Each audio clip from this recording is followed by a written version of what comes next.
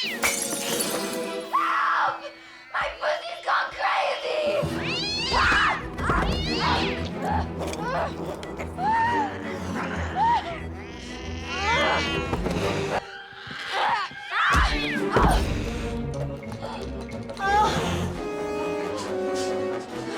Okay, you want a piece of me? Huh?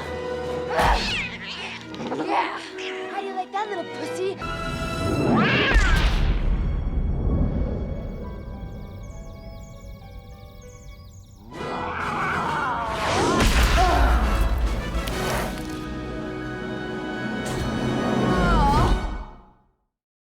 Hey, what's up? Thanks for clicking. The new patch is here, introducing the Feline pet family and completely redefining what pets are in Hunt Royale. Pets are no longer just companions. They can now join the battle and attack enemies during your matches. Let's dive into these new battle buddies and see how they work. After that, we'll go over the rest of the patch notes and check out all the quality of life improvements Boombit has made. But real quick before we dive in, the developers are eager to hear your thoughts on pets in Hunt Royale and what you'd like to see from them in future updates. Pets have come a long way since their initial release already, and the devs are committed to continuing that trend over the coming months. A current idea they have kicking around the office is a pet battling system.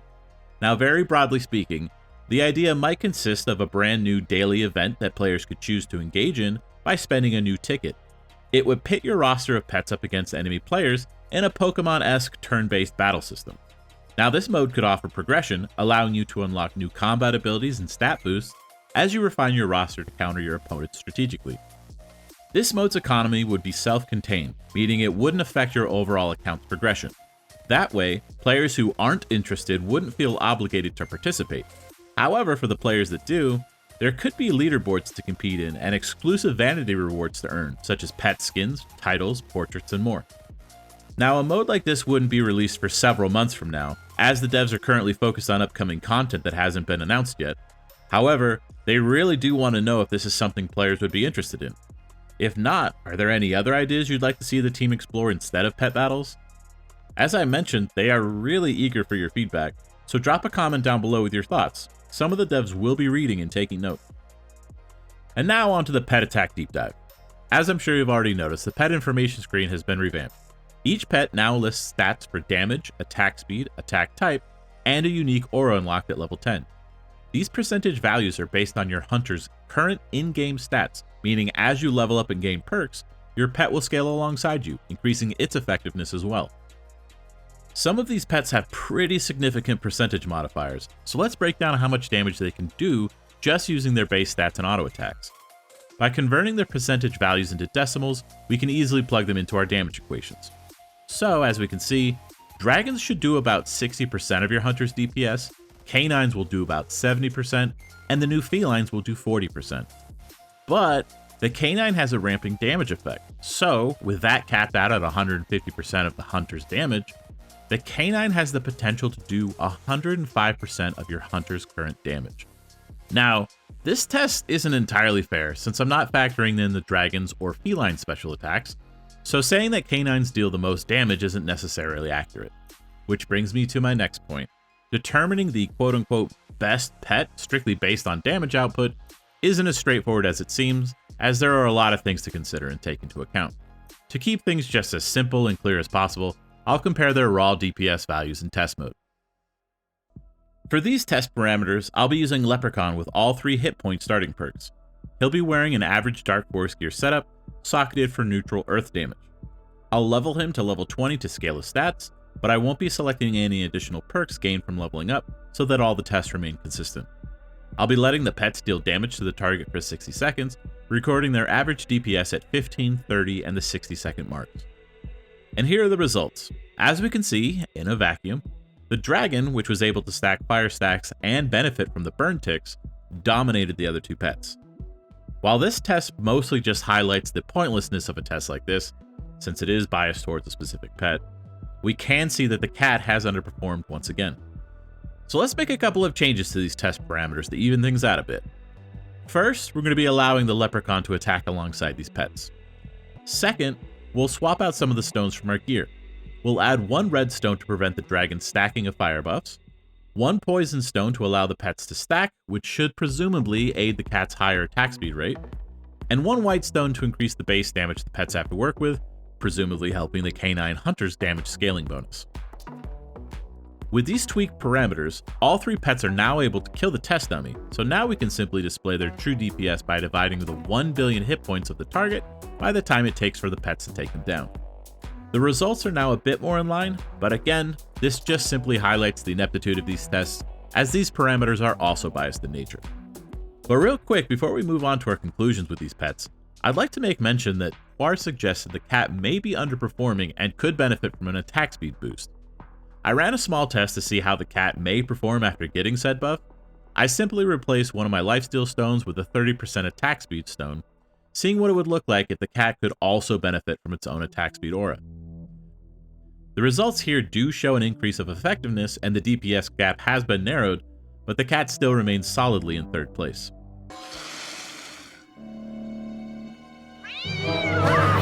While all of these tests are flawed in their own ways, we can still draw some conclusions from them. The main takeaway is that it seems you'll be wanting to bring the right pet for the right job. As an example, if you're playing a map that's vulnerable to burn damage and you're using a fire-based hunter, it would be a good idea to bring the dragon for its bonuses to burn damage. On the other hand, if you're playing a hunter that deals large amounts of damage per swing, the canine would be the better choice, as it would benefit the most from your hunter's damage profile. As for the new cat, we'll need to see what buffs come its way, similar to the buffs that both dragon and canine receive. Increasing the cat's base attack speed is a good start, but we might also need a buff to its special attack that causes the bleed damage. Perhaps increasing its bleed amount to a base of 100, while also allowing it to increase the bleed stack cap for both Killer Girl and Houndmaster, which would help them specifically gain additional value from the feline. That, or we can just sit here and hope that the bleed rework gets a bump in dev priority, as the bleed mechanic is just inherently very weak. And now that we've examined the damage profile of these pets, let's take a look to see how else a battle buddy can help our hunters in combat. To do this, I've tested some of the main debuffs, perks, and gear enchantments in the game just to see how they might interact with our pet's attacks. Here are the results on whether a pet can apply each effect.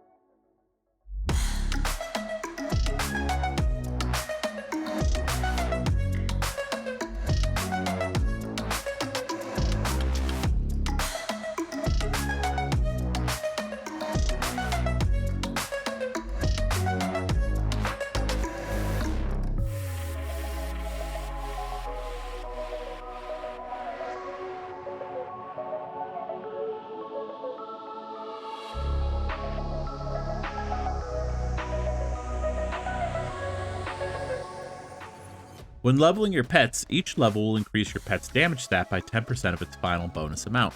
As an example, the feline's maximum attack rating is 40% of your hunter's damage. So, starting at level 1, each time you level your cat, its damage value will increase by 4%. A new bonus has been added when maxing out a pet's loyalty. In addition to permanently increasing the cap on your talent nodes and never having to feed the pet again, your pet will gain a permanent plus 20% to its damage value track. And speaking of talents, let's take a quick look at the feline family talent tree. The combat talent, Predatory Instinct, increases your hunter's attack speed by 2%, increasing at 20% in total. The economy talent, Box Seeker, awards a regular, big, or mega chest each day. The chance to receive a mega chest increases by 5% with each talent allocated, capping at an additional 50% chance to receive a mega chest daily. The new auras are unlocked at level 10 for each pet, providing a boost to both your hunter and your partner's hunter while standing within its range. The pet itself, however, does not gain the benefit provided, but it does indirectly benefit from the new stats provided to your hunter. In speaking with Core, he confirms several aspects of this new pet attack feature, including how damage reflect works for pets. Since pets will not stop attacking when a player tries to damage swap, he has ensured that pet attacks won't be taken into calculation for poison and burn damage ticks. This means players should be able to play exactly how they always have, essentially ignoring what the pet is doing with its own damage. As seen here in the damage reflect test I did, it seems like pet damage, and subsequently the poison and burn ticks they cause, are instanced and isolated from the player's damage, meaning both the hunter and pet's effects are happening simultaneously on screen, but have nothing to do with one another. While this example I'm showcasing uses damage reflect, the same principle will apply to things like Mummy's Aura, Mech Assassin's Dead Shots, or any other heavy-hitting damage source used when maximizing elemental ticks. And speaking of Mech Assassin, it looks like pets are benefiting from Deadly Boss mod, so yeah. He also mentioned that he's looking into some ideas for certain pets to possibly have special ranges that complement long or very long range hunters. Currently, as it is at max distance, pets are basically acting as bodyguards for hunters, staying within melee range, getting ready to pounce on any stray enemies rather than helping take down a boss. With the introduction of these unique pet abilities and pets attacking, a compromise was made, replacing player preference with in-game player agency. If a player loves cats but feels obligated to play with dogs for its benefits, it may come as an unwelcome side effect. Additionally, players who prefer not to have a pet following them around all the time can no longer opt out of activating them, as the power they provide is no longer just a passive ongoing effect. Core says he's keeping an eye on the player consensus on this, and if it turns out that players would really like to bring a cat to a dogfight, or just take a pass on them in general, he may have some ideas to remedy this. And lastly, he wanted to reiterate the plan to allow players to claim pet points for previous season's pets. The current working idea is simple. Once a player has finished gaining the current season's pet points, previous season's points will become available in very small quantities inside of mega boxes. While they finalize the means to deliver out of season pet points, the concept remains that a fix is on its way, as having to wait 6 months before being able to claim missed points feels very frustrating. And that about does it for the new pet battle system. If you haven't already, please don't forget to leave a comment down below and let the devs know what you want to see for these pets. Honestly, they really do want to hear what you guys have to say, so let them know.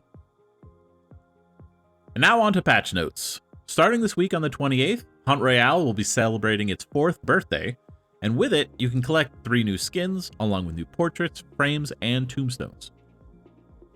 We have a reworking of the Friends tab. This one has been getting some blowback from players. While the update to the Friends tab is welcomed, the lack of options is a pain, particularly because you can't sort it the way it used to be. There has also been some complaints that the size of the displayed names, which only allows for a handful of players to be visible at one time, requires extra scrolling to find someone, and it's kind of annoying. Hopefully some more options will be quickly added in a small update in the near future. Bonus to Hunter Pieces. They have reworked how the bonus to Hunter Pieces works at the end of a match. For consistency and quality of life, they have removed the 15% Hunter token bonus when opening your next 10 chests. This eliminates the need to select a Hunter to receive this bonus at the end of every single game. Instead, you'll select a Hunter from your Hunter menu and toggle this new icon. Now, after a win, the next 3 chests you open will have a 100% chance of granting those Hunter pieces. After 3 wins, however, this icon will toggle off, requiring you to turn it back on. I think this has to be a bug, and it's meant to stay active on your Hunter until you change it over to another one. The bonus itself will only come into play after winning a match, so even though you may have it toggled on, you may not receive the tokens. A frustrating side effect of this bug is if you forget to reactivate the toggle and you open a chest after a win, it will consume one of the 3 chest reward bonuses, leaving you only 2 more chest openings to qualify for the bonus. If you don't turn the Hunter toggle back on and open all 3, you'll just simply lose out on all the bonuses, and you must complete another match to reactivate them. In addition, the Hunter tokens provided from chests as the result of the last community event are also not funneled through this Hunter toggle option. However, it has been confirmed that this will be addressed, hopefully in a patch in the near future as well. Clan leaders have been mostly happy with this new members menu, which would allow for easy clan member sorting. However, there have been some additional requests from players similar to the friends list to make this feature as useful as possible. One confirmed idea that will be released is allowing players who have been offline for an extended period of time to show their trophy count from the last clan event they participated in instead of displaying a 0 if they missed the most recent one. 2 new skins have been added to the event trader for Samurai and Torment, so be sure to pick those up if you haven't seen them already. Starting with Season 51, new rewards will be added to the track to increase its value based off of player feedback. Players had expressed that the track had lost some of its appeal after the removal of the monthly Hunter release. In response, Boombit has added a random Hunter acquisition reward for new players, or 290 gems for those who have already unlocked all the Hunters. Additionally, more Hunter perk rewards will be available, making the track more useful for newer players. The reward pool for the daily rewards menu has been updated to better reflect your account's progression, making it much more useful for endgame players. You can now toggle enemy hit points on and off in game. This seems to be aimed at optimizing performance for players who might be experiencing some lag on their phones. While this may seem like a relatively small change, I think it's actually a really nice step forward for their design philosophy with their UIs.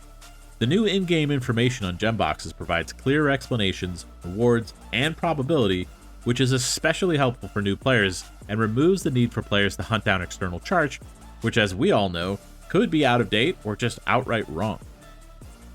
The recently revamped Bounty Hunter now lasts for 2 minutes, down from 3. To compensate for this reduced time, XP gains from kills have been significantly increased.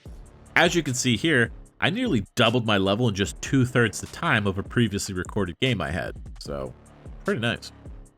Players now have access to 10 more loadout slots. Abyssal Dark Forest players were already dealing with limited loadout space, and this increase is especially timely with the upcoming dungeon release. It's nice that these slots are here before that new content arrives. Of the changes implemented in this patch, this one has been getting the most negative feedback. Players are experiencing a significant DPS loss for Beetle, making him nearly useless in endgame play. To reduce game lag, Beetle's attacks per second were reduced by 200%. In compensation, his damage per hit was increased by 200%. However, due to the mechanics of Hunt Royale, this change didn't exactly translate to a 1-to-1 replacement. To demonstrate this, I've set up another test. Since I can't replicate a full 200% swing in both damage and attack speed, I tested half of those values. Beetle's base damage is 26, so in one test, I added 25 damage to his starting perks. In the other, I've removed those perks, creating a 25 damage difference between the two Beetles. Additionally, I added 100% attack speed to the second Beetle's gear with yellow stones. The result now is a difference of 25 flat damage and 100% attack speed between the two Beetles. While this isn't a perfect test by any means, the results show a 12.4 DPS difference, with the attack speed build coming out ahead. There are several additional factors contributing to why players are holding off on Beetle for now.